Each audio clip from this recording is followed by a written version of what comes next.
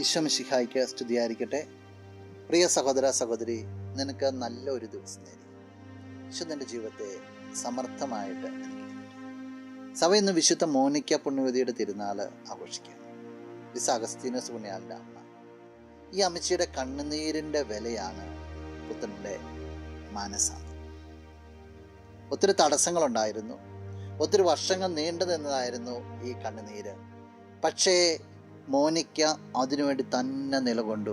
എൻ്റെ ദൈവം ഇടപെടുന്ന രീതിയിൽ നിലകൊണ്ടു. എപ്പോഴും നീ ദൈവത്തിന് വേണ്ടി നിലകൊണ്ടാൽ വലിയൊരു പ്രതിഫലമായിരിക്കും നിന്റെ ജീവിതത്തിൽ നിനക്ക് സംഭവിക്കുക. വിശുദ്ധ മത്തായി അറിയിച്ച സുവിശേഷം 24-ാം അധ്യായം 45-46 തിരുവചനങ്ങൾ.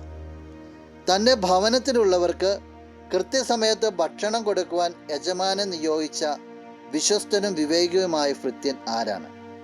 യജമാനൻ വരുമ്പോൾ അപ്രകാരം ചെയ്യുന്നതായി കാണപ്പെടുന്ന ഭൃത്യൻ ഭാഗ്യവാൻ. യജമാനൻ്റെ മനസ്സ് തിരിച്ചറിഞ്ഞ് യജമാനന് വേണ്ടി നിലകൊള്ളുന്ന വ്യക്തി, യജമാൻ്റെ ഹിതത്തിന് വേണ്ടി നിലകൊള്ളുന്ന വ്യക്തി ഭാഗ്യവാൻ എന്ന് പറയാം. യജമാനൻ ഏത് സമയത്ത് വേണ്ടി വരാം, ഉത്തരവാദിത്വം കൊടുത്തിട്ടുണ്ട്.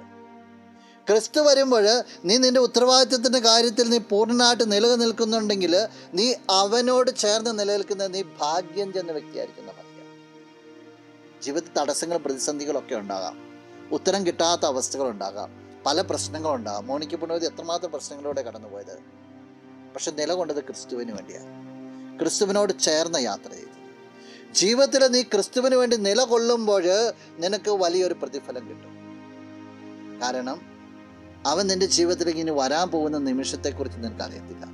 ഒരുക്കമുള്ള വ്യക്തിയായിരിക്കും, നിനക്കത് സാധിക്കും. നമുക്ക് പ്രാർത്ഥിക്കാം. കണ്ണുകളടച്ച് കരങ്ങൾ കൂട്ടി. നല്ലവനായ കർത്താവേ, നിന്നെ അങ്ങ് സ്തുതിക്കുന്നു, ആരാധിക്കുന്നു, മഹത്വപ്പെടുത്തുന്നു. നിന്റെ നിറ സാന്നിധ്യത്തിന് നന്ദി പറയുക. ഈശോ ഈ വ്യക്തിയെ അനുഗ്രഹിക്കുന്നു, സർവ്വവിധ നന്മകൾക്കിടുന്നു. നിന്റെ കൃപാവരത്താൽ നിറയപ്പെടട്ടെ. ഒരുക്കത്തോടു കൂടി ആയിരിക്കുക. നിന്നെ പ്രതീക്ഷിച്ച് യാത്ര ചെയ്യുവാൻ ഈ വ്യക്തിക്ക് നീ കൃപ നൽകണം, ഇപ്പോഴും എപ്പോഴും എന്നേക്കും.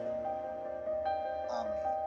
നീ പരിശുദ്ധൻ, നീ എന്നും സ്തുതിൻ.